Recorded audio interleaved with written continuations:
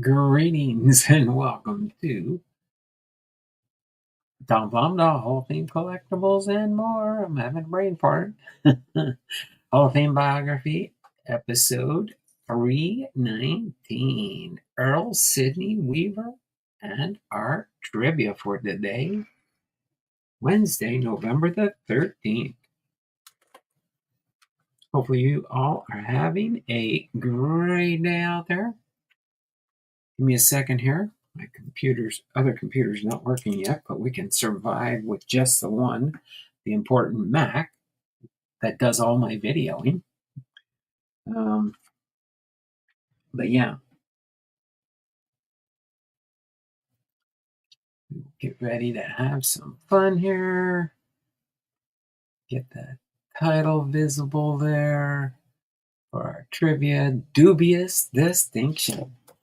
Dubious distinction. Let me go back up here and get into our 5-minute warning here. I think I got live at, I'm thinking. It was probably a little bit after, but we'll go to 2:05 anyway, because I'll try and get live within my first 5 minutes.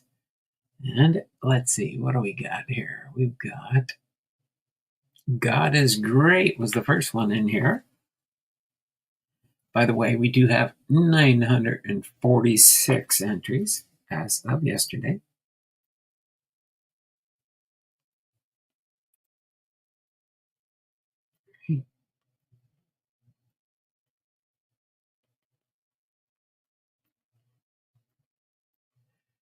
Then we had Bernie H.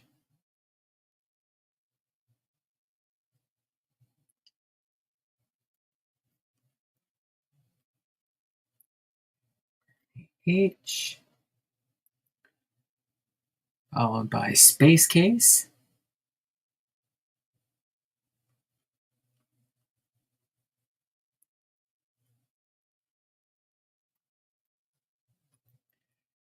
Space Case Collectibles. Well, you changed your name again, didn't you, there, Space Case? I'll do collect. Shorten it up a little bit. Chuck Nasty Sports.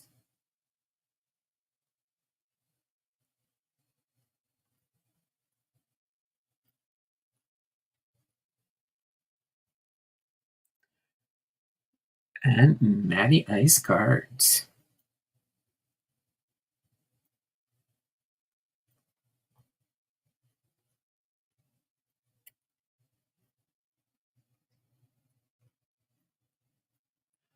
Right?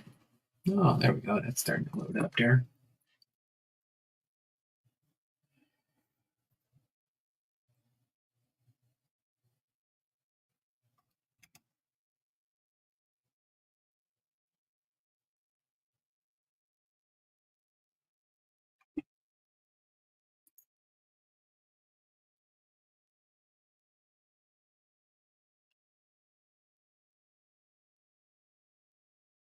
It's starting to rain again outside. I can hear it. 1, 2, 3, 4, 5. So I got Bernie H, Chuck Nasty Sports, God is Great, Matty Ice Cards, and Space Case Collectibles. Right? God is Great, Matty Ice, Chuck. Speak now or forever hold your peace. I got 206 on here, so we'll end the early bird specials. And then I will get ready to turn the camera around.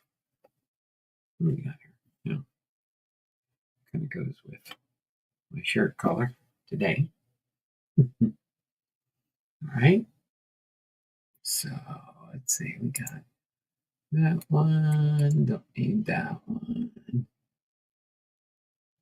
Or that one. That one. That one. Let's see. I don't know. I need my YouTube. Where's my YouTube?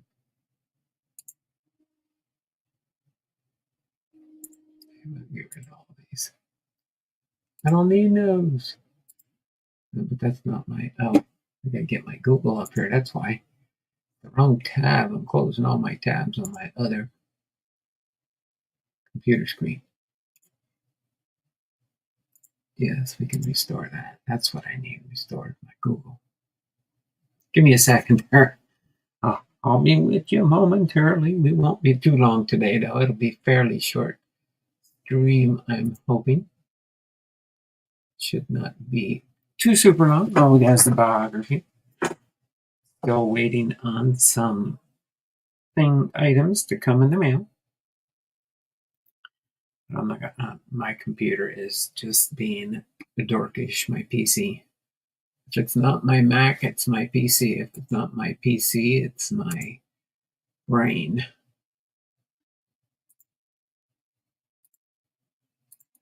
Okay, I said, restore it, your soul. And it's not working. So we're going to continue on here. I'm going to leave that the way it is. So one last chance. Bernie H., Chuck Nasty Sports, God is Great, Matty Ice Cart, and Space Case. Everybody gets their one entry for being here at the beginning of the stream. Remember, if you're here at the end, you will get your end of stream entries. Plus, we will do a trivia today. There, I got those all 5 logged in there. So without further ado, we are going to get into our. Okay. Yep. There we go. We can minimize you for now. I don't need those. Why does OneDrive want to kick in? I don't want OneDrive. One launch. I want my Google. I need my Google. All right. So let's get into our trivia. Dubious distinction. So here we go for the trivia for today.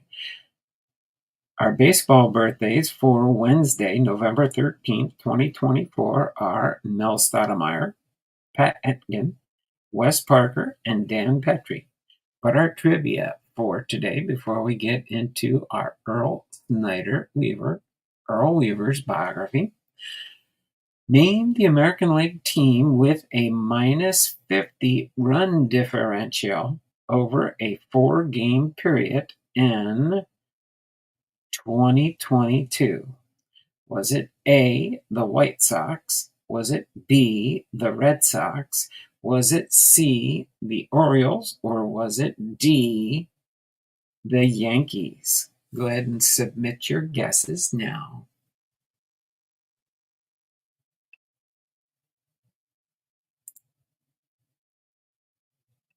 Okay.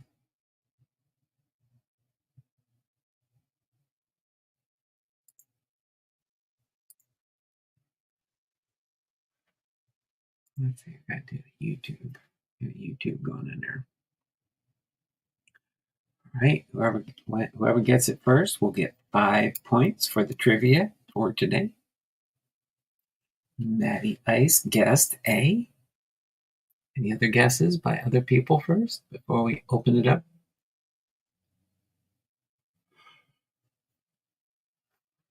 Okay. That should be loading. Then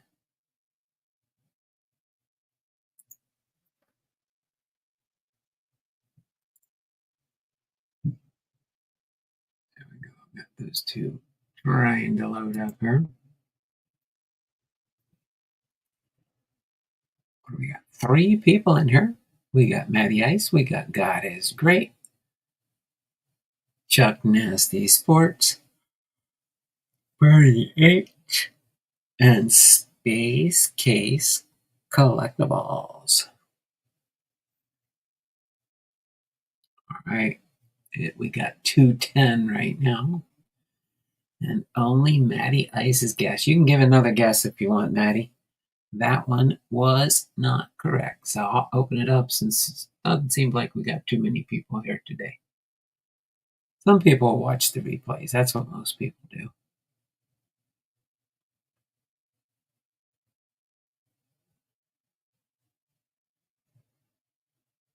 Chuck got it with the Red Sox. With B, Red Sox.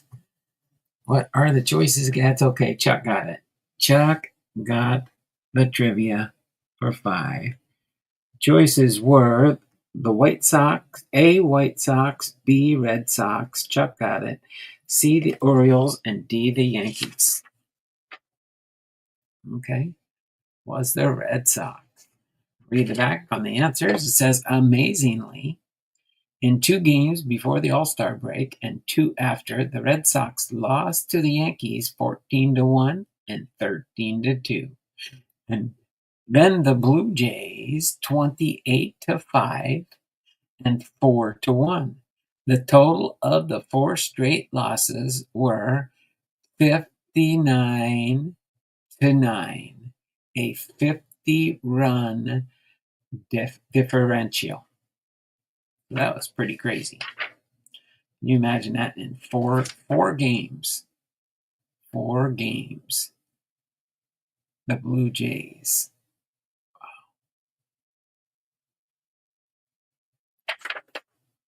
So there we go. That's our trivia for today.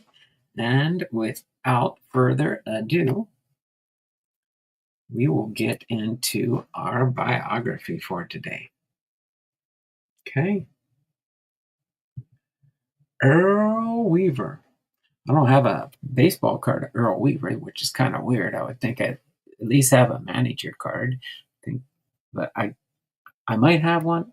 Like I said, I got 3, 4, almost 5 boxes of Hall of Famer cards. I got to go through and sort. I did an initial sort, finding Hall of Famer cards, and just kept putting them in a 5,000 count box. So I've got a lot of Hall of Famer cards to still sort. But Earl Sidney Weaver was with Baltimore in the American League 1968 to 1982 and 1985 to 1986.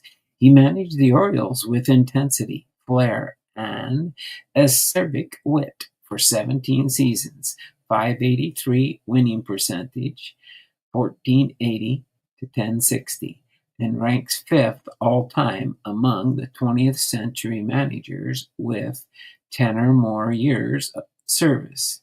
94.3 wins per season ranks 1st, and 5 100-win seasons second on the all-time list, and won 6 American League East titles, 4 pennants, and the 1970 World Series while managing.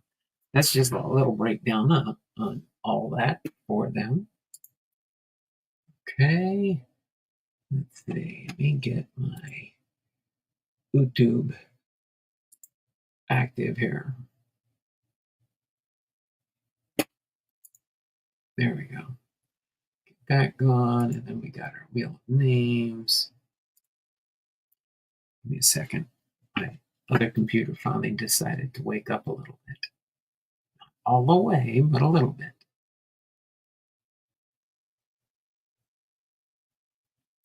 Okay.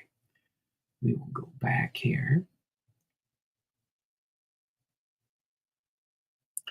Hopefully you guys had a great day since yesterday. How's the weather in your neck of the woods? It's raining, damp, and cold. Makes you want to just go to sleep. So if I fall asleep on you, you'll know why. No. Thank you, Matt. My first guess was the White Sox, too. Okay. So, it'll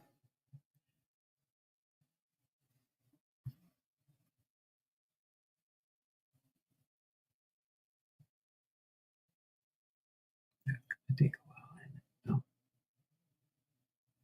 Oh, we got it. We got it. We're up to date now. We get this one here taken care of. As far as I can see right now, we've got 4 thumbs up. Unless you guys see something else, I'll check after my biography. So Earl Sidney Weaver was born August 14th, 1930. and passed away on January 19th, 2013 at the age of 82. He was an American professional baseball manager, author, and television broadcaster. After playing in minor league baseball, he retired without playing in the Major League Baseball. He became a minor league manager and then managed in the MLB for 17 years with the Baltimore Orioles. 1968 to 1982, 1985 to 1986, winning a World Series championship in 1970. Weaver's style of managing was summed up in the quote, pitching defense and three-run homer. He did not believe in placing emphasis on the small ball.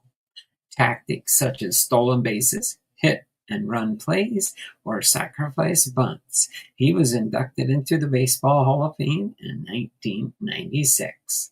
During his playing career, he was the son of Earl Milton Weaver, a dry cleaner who cleaned the uniforms of the St. Louis Cardinals and the Browns, and Ethan Genevieve Wakefield, Baseball Hall of Fame pitcher Jim Palmer, who pitched under Weaver for 14 seasons in the major leagues, wrote that his manager was brought up in St. Louis on the bad side of the street where even the good side isn't too good.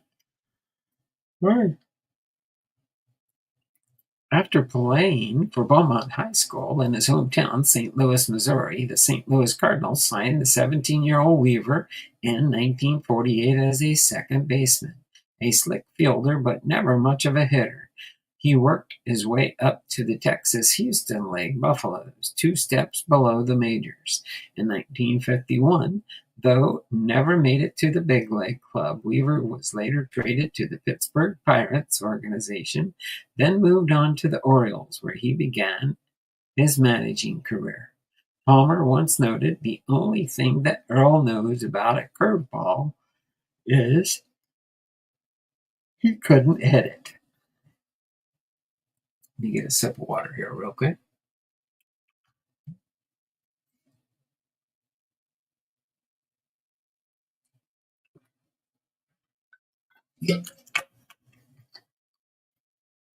What'd you realize there, Chuck? Turn the captioning on.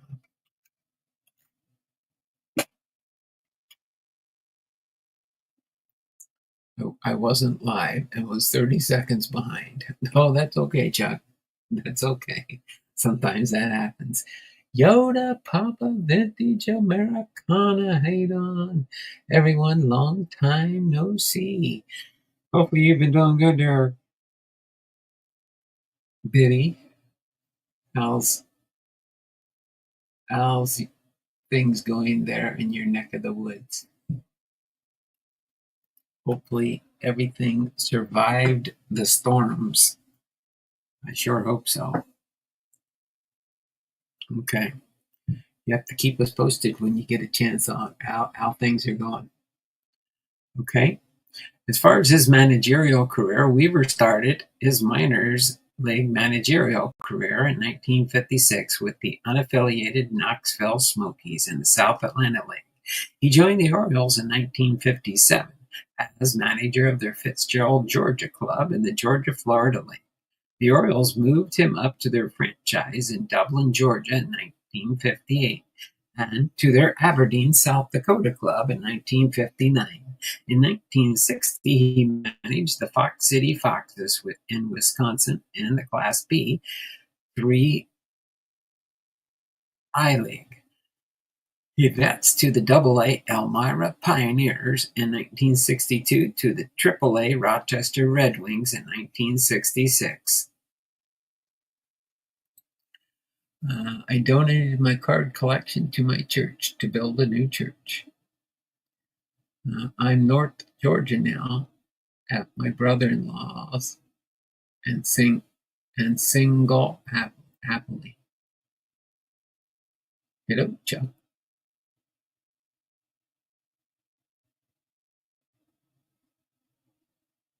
You're single? I thought you got married. Did it not work out with your I don't know.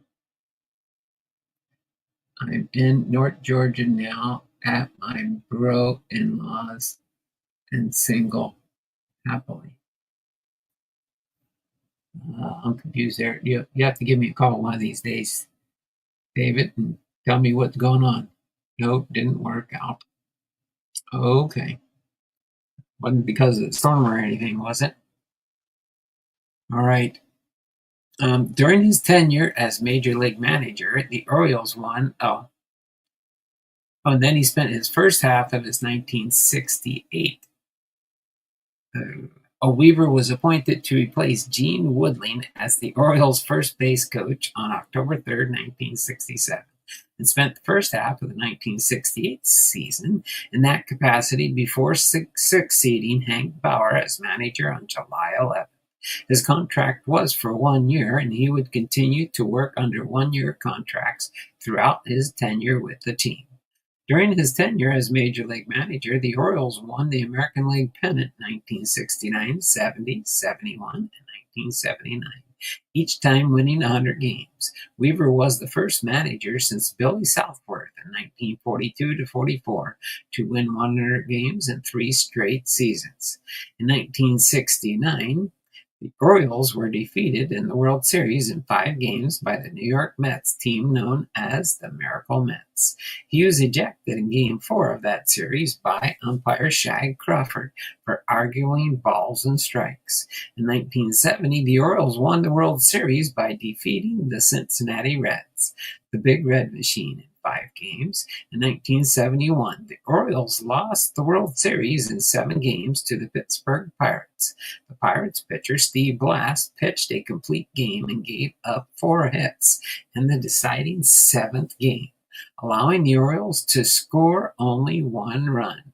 Weaver loved scoring with 3-run home runs. A great plan if you have Boog Powell and Frank Robinsons and Brooks Robinsons, according to Palmer.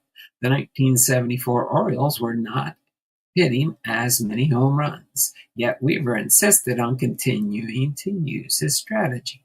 With the team 8 games behind the Red Sox in late August, the Orioles held a secret players-only meeting at Paul Blair's house.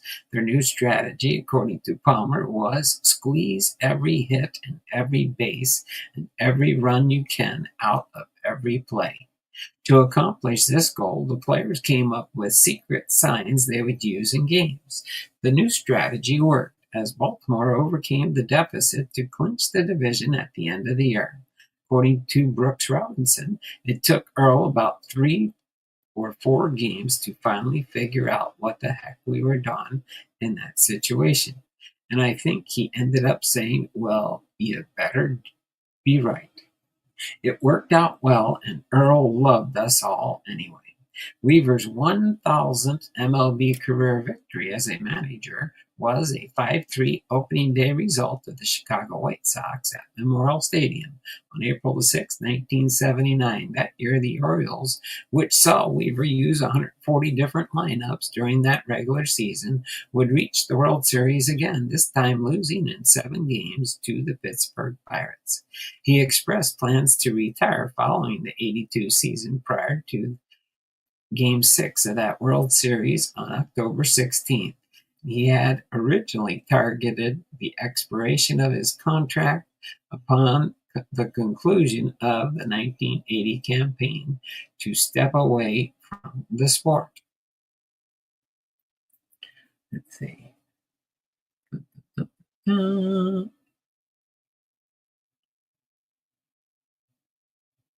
Oh, you did call earlier. I was thinking I had got a call from somebody. Give me a second here.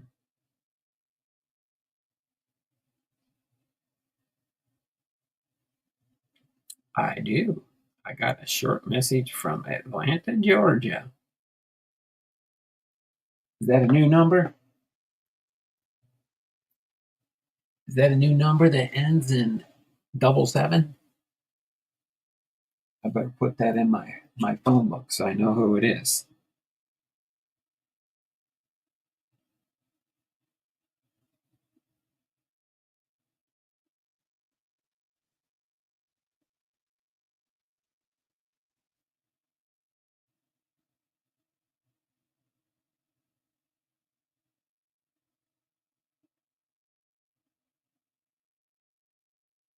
Okay, I'll delete that.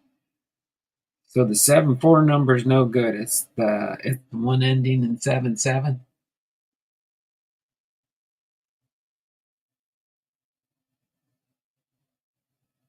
Okay, gotcha. All right, I'll check that message out later there, David. Thanks for reaching out to me. What time was that? What was that? I must have been doing something. Oh, yeah, you called just before I went live, huh? All right. All right. So again, he announced he would retire at the end of the season after Palmer posted a 6.84 ERA and 5 starts. General manager Hank Peters announced that Palmer is never, ever, ever going to start another game in an Orioles uniform. I've had it. We've moved Palmer to the bullpen, but with the team needing another starter, he put Palmer back in the rotation in June. Shortly thereafter, Palmer went on a 11-game winning streak. The Orioles played poorly for the first half of the year before climbing the standings just 3 games behind going into a season-ending 4-game series against the division-leading Brewers at Memorial Stadium. The Orioles beat them handily in the first 3 games to pull into a first-place tie. The final game of the series and the season on October the 3rd would decide the American League East title, televised nationally on ABC. The Orioles suffered a crushing 10-2 loss after the game, and the crowd called for Weaver to come out. This tribute to the retiring Weaver provided intense emotion against the backdrop of the season-ending defeat. As Weaver in tears stood on the field and applauded back to the fans and shared words that an embrace with Brewers manager Harvey Kuhn on TV broadcaster Howard Cosell captured the moment. The the Earl of Baltimore, they truly loved this man. Earl Weaver, a man of the people, the weave, one of a kind, a baseball garate. Joe Abatelli was appointed his successor 1 month later in November 12, 1982. Sorry, I was trying to understand what they were trying to say. The year following Weaver's retirement, Baltimore won the World Series. Palmer wrote he won with a team Earl put together. Owner Edward Bennett Williams coaxed Weaver out of retirement midway through the 85 season, but he retired for good after the 86 season. The only full losing season of his manager league career. Weaver's managerial record was 1,480 wins and 1,060 losses, giving him a .583 percentage, including 100-plus win seasons. In 1969 with 109, 1970 with 108, 1971 with 101, 1979 with 102, 1980 with 100. Weaver had a record average of 94.3 wins per season. In 1989, Weaver managed the Gold Coast Suns in the new Senior Professional Baseball Association. Less than a week into the season, Weaver was ejected from his first game, and he later commented, "These umpires are high school rejects." The league went to the cheapest umpiring association. There should be no league if this continues. The Suns failed to make the playoffs in 1989-90 season and folded after 1 season. As far as disciplinary action, Weaver never got along well with umpires. Palmer described their relationship. Earl Weaver hated umpires with every fiber of his winning or die being. He yelled at them, he screamed in their faces, he kicked dirt on them, he tore up rule books, he taunted and tortured them. Weaver was ejected from games at least 91 times during the regular season. 98 according to one source, and several more times during postseason play. He was ejected from both games in a doubleheader 3 times, and he was twice ejected from games before they even started. Both times, Luciano alone ejected him from all 4 games of a minor league series and 8 games in the majors. Sometimes even Weaver had been thrown out of a game. He would phone the Oriole dugout to tell the coaches what moves to make. He also received 4 multiple game suspensions. Make sure I'm not missing anything in the chat. Looks like the chat's pretty quiet here. Okay. He also received 4 multiple game suspensions. He was well known for humor that often accompanied his ejections. During one particular trade with an umpire, Weaver headed to the dugout screaming, "I'm going to check the rule book on that." To which the umpire replied, "Here, use mine." Weaver shot back, "That's no good. I can't read Braille." He once told an umpire that he could appear on What's My Line wearing his mask, chest protector, and holding his ball strike indicator, and still nobody would guess he was an umpire. Oh boy.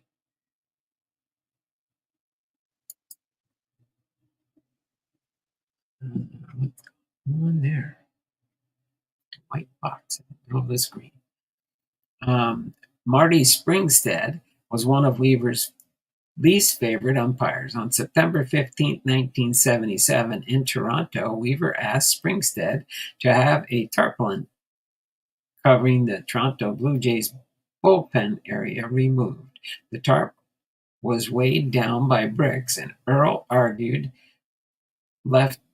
his left fielder could be injured if he ran into the bricks while chasing a foul ball. When the umpire refused to order the Blue Jays to remove the tarp, Weaver pulled the Orioles off the field. The umpire declared a forfeit, the only forfeit in Orioles history. On another infamous occasion in Cleveland, Weaver stormed to the dugout and returned to the field with a rule book in his pocket. "Don't take that book out or you're out of here," Springstead warned. Weaver pulled it out anyway and was ejected. After that game, Weaver said of Springstead, "He's a terrific guy. He's just not a very good umpire." One of Weaver's most infamous trades came on September 17, 1980, in a game against the Detroit Tigers.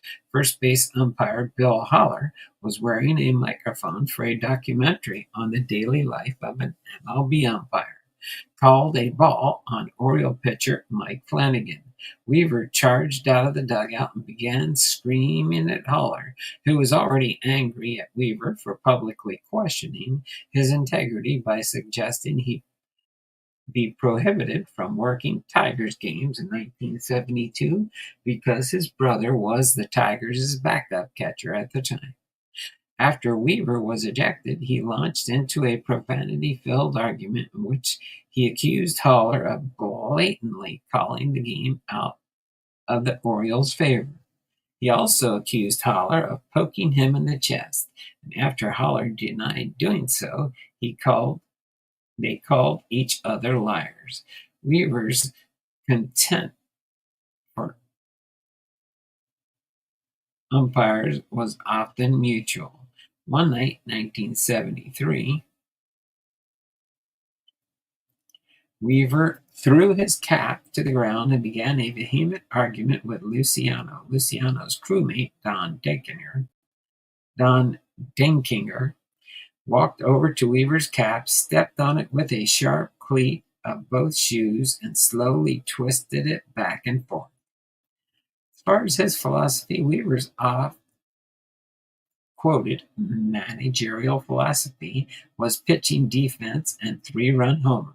Weaver expanded on his philosophy in 3 books he authored, winning in 1972. It's what you learn after you know it all that counts. In 1983, and Weaver on Strategy in 1984, which was published as Weaver on Strategy, the classic work on the art of managing a baseball team. In 2002, with author Terry Pluto. Get a sip of water here real quick. Nobody new chatting in.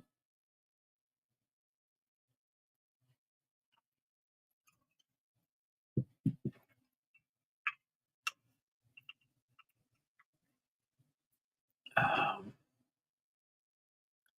Weaver is cued to use so-called inside baseball or small bat tactics, such as the stolen base and the hit and run and the sacrifice bunt, preferring a patent approach, waiting for the home run, saying if you play for one run, that's all you'll get. And on offense, your most precious possessions are your 27 outs. Weaver claims to have never had a sign for the hit and run, citing the play makes both the base runner and the hitter vulnerable, as the base runner is susceptible to being caught stealing, and the hitter is required to swing at any pitch thrown, no matter how far outside the strike zone it may be or how unhittable the pitch is. Weaver strongly believed in finishing as high as the standings as high in the standings as possible, even if championship was not involved. In 1977, the Orioles entered the final weekend of the season tied for second place in the American League East with the Red Sox, 3 games behind the division-leading Yankees to play a scheduled 3-game series against the Red Sox in Boston, while the Yankees played 3 games home against Detroit. The Red Sox won the first game of the series 11-10 on September 30th, eliminating the Orioles from division title contention. However, after the game, Weaver insisted in an interview with a reporter that we're still trying to finish second. The following day, the Orioles won 8-7, eliminating the Red Sox, and the Yankees, having lost on both days and leaving the teams tied for second place, headed to the series and the season's final game, which was rained out, resulting in the Red Sox and Orioles finish in a tie for second place. Weaver also insisted his players maintained a professional appearance at all times. He allowed mustaches but no beards, and as a rule, a player had to wear a suit or jacket and tie on board an airplane for a road trip. Weaver was fiercely loyal to his players, said Palmer, who recalled that in 1976 the manager took his side when he was negotiating for a raise with the Orioles owner. He just never got to know them. Palmer remembered observing the first time Weaver ran into Dennis Martinez. After retiring, all he had to say to Martinez was, "How's your curveball?" And after he became the Orioles manager, he hated being referred to as coach, complaining even when players mistakenly referred to him as that out of respect.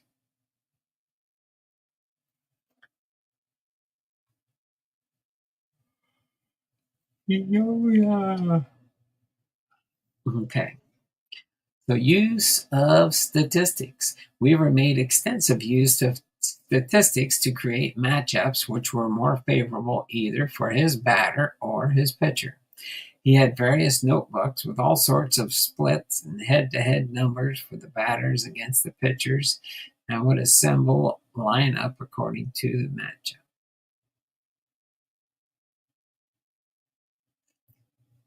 In 1984, Weaver was credited by sports writer Craig Sager, then of CNN, with being the first major league manager to have used computerized statistical records as part of his decision-making process.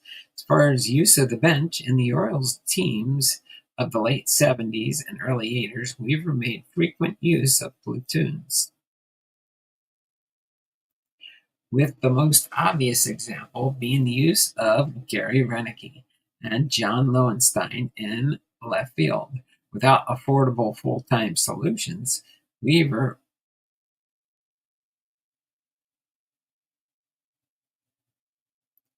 was also exploited in a loophole, the designated hitter rule, by listing as the DH one of his starting pitchers who would not be appearing in that day's game, who would then be substituted before their first at bat.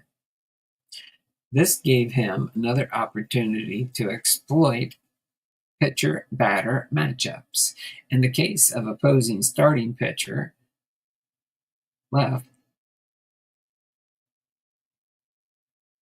the game day early because of injury or ineffectiveness. Before it was the DH's turn in the batting order, a rule was created to stop the use of this tactic, allegedly by Weaver, because it was distorting pinch hitting statistics. Weaver used radar guns to track the speed of pitch balls during the 1975 spring training season. Lack of knowledge about pitching. Palmer said, "I learned a lot from Earl Weaver.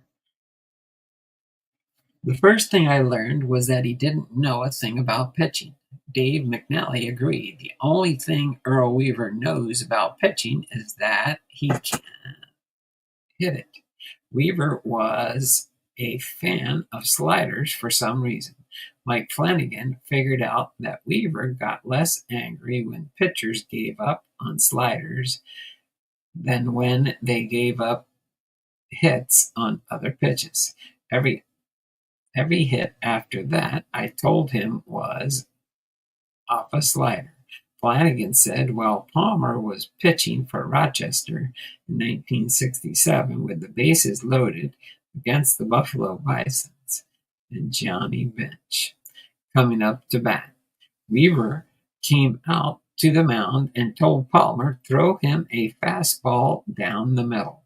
And Palmer complied, and Bench hit a grand slam." Palmer did, however, credit Weaver's ability to recognize good pitchers.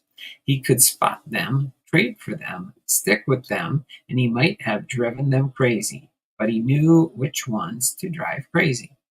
I always said I gave Mike Kuehler more chances than I gave my first wife," Weaver maintained. He did have a broadcasting career with ABC. Between his stints as manager, Weaver served as a color commentator for ABC television, calling the 1983 World Series, which the Orioles won, along with Al Michaels and Howard Cosell. Weaver was the lead ABC color commentator in 1983, replacing Don Drysdale, who moved over to secondary play-by-play for ABC, but also employed the Baltimore Orioles as a consultant.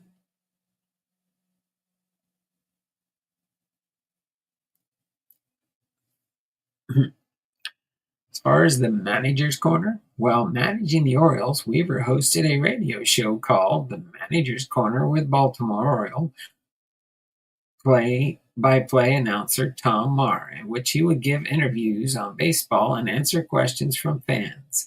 Weaver and Marr once recorded a prank version of the program, giving hilarious off-color answers to queries ranging from Tom Crowley, team speed, and even growing tomatoes. Weaver and groundskeeper Pat Sanatoni had a friendly rivalry on this topic, and the latter had fenced-off tomato patch left field foul territory at Memorial Stadium.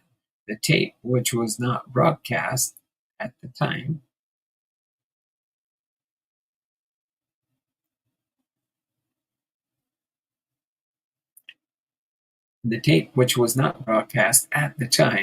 has since become legendary in Baltimore sports circles and has even been aired in heavily edited fashion on local sports radio.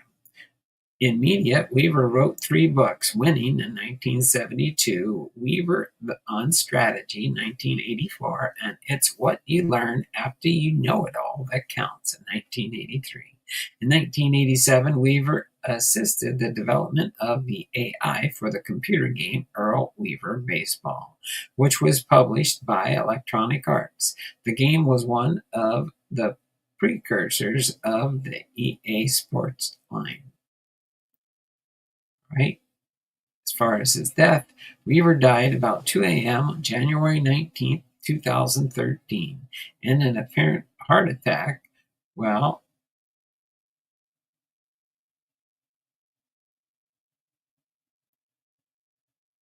on an Orioles fantasy cruise aboard Celebrity Silhouette in the Caribbean Sea, according to the Silhouette's itinerary, the ship had left Labadie-Haiti on January 18th and was expected to dock at Fort Lauderdale on January 20th, 2013. Weaver's wife of 49 years, Mariana, was at his side when he died. He was 82 years old. By coincidence, another Baseball Hall of Fame member, the St. Louis Cardinals, Stan Musial, died later that day also. Upon Weaver's death, Bud Selig, then commissioner of Major League Baseball, released the following statement: Earl Weaver was a brilliant baseball man, a true tactician in the dugout, and one of the key figures in the rich history of the Baltimore Orioles, the club he led to the American League pennants in 1970 World Series championship.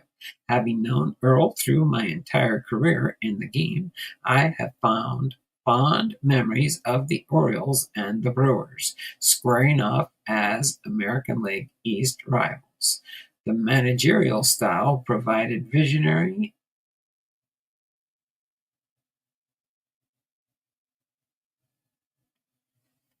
and as many people in the game adopted his strategy and techniques years later. Earl was well known for being one of the game's most colorful characters with a memorable wit. But he was also amongst its most loyal. On behalf of Major League Baseball, I send my deepest condolences to his wife Mariana and their family and all Oriole fans. Orioles managing partner Peter Angelos added, Earl Weaver stands alone in the greatest manager in the history of the Orioles organization and one of the greatest in history of baseball. This is a sad day for everyone who knew him and for Oriole fans. Earl made his passion for the Orioles both known off the field and on behalf of the Orioles. I extend my condolences to his wife Mariana and his family. So there you have it, Earl Weaver's biography. Now we'll go over his Hall of Fame entry stats. Firestarter breaks. Good evening. Hey, Firestarter says God is great. And Chuck Nancy says, hi, John. Right there, Firestarter. Thanks for popping back in the stream here. Appreciate you. So Earl Weaver, again, was a manager, born August 14th, 1930 in St. Louis, Missouri, United States. He died January 19th, 2013 at the age of 82 aboard Celebrity Silhouette in the Caribbean Sea. He batted right through right. His MLB debut July 7th, 1968 for the Baltimore Orioles. His last MLB appearance October 5th, 1986 for the Baltimore Orioles. His MLB statistics, he had 2,540 games managed, 1,480 wins, and 1,060 losses for his managerial record, giving him a winning percentage of .583. The teams, again, he played for the Baltimore Orioles 68-82 and 85-86. His career highlights and awards: World Series champion 1970, Baltimore Orioles #4 retired, Baltimore Orioles Hall of Fame. He became a member of the National Baseball Hall of Fame in 1996. His election method was through the Veterans Committee. So there you have it, Earl Weaver's biography.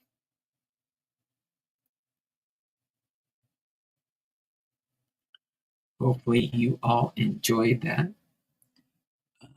I can never get used to Chuck Nasty cards. I keep getting Chuck Dupree. Yeah, I like saying Chuck Dupree better too. Chuck Nasty Sports. Chuck Nasty Sports. All right. So we will get ready now to do our 2-minute warning for the end of stream. We're just before 3 o'clock here.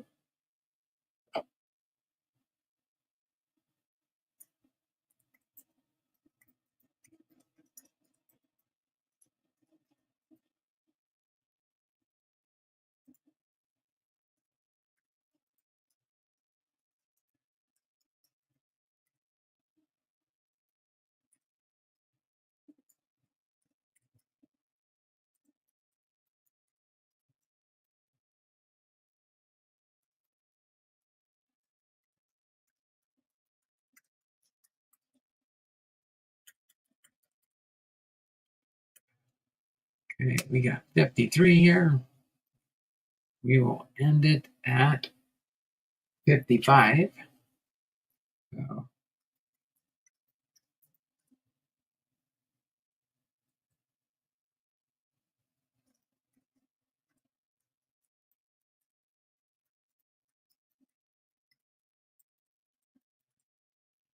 right, so who do we got here? Ivy Grass. All right, there, Bernie. Thank you very much, Bernie. Appreciate you, brother. Still praying for your family there. Right? Who else we got here other than Bernie? Bernie's the only one so far. We got about a minute left. Yoda's here. Yoda Papa Vintage.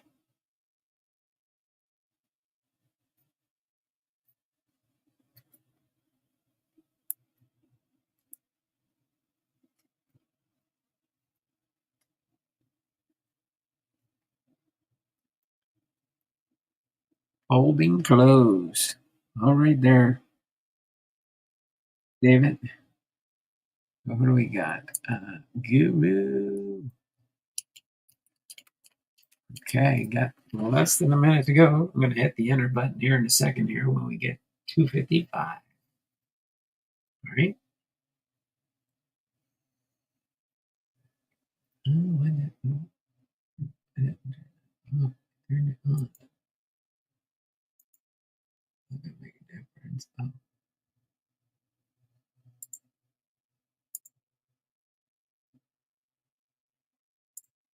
Oh. Okay.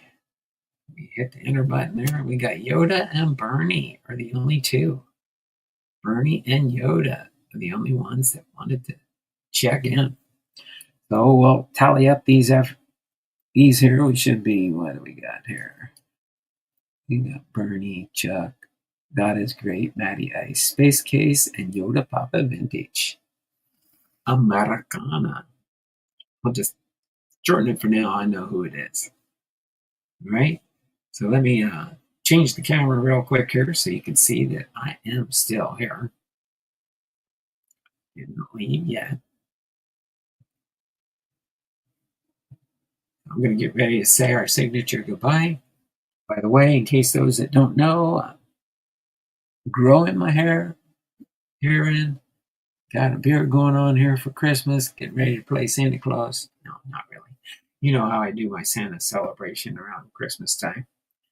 And we do have our son coming from Pensacola to spend Christmas with us this year. So we're looking forward to that. So this has been Don Blondal, Hall of Fame Collectibles and more. Having been live with Hall of Fame Biography episode 319, Earl, Sidney Weaver, and Art Trivia. So until then, you all take care.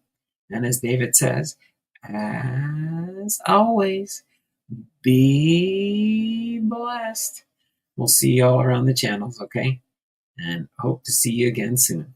Don't forget, tomorrow, 2 p.m. Pacific Standard Time with George Martin Weiss. I think it's a doubleheader tomorrow. But we'll see. It's on my schedule.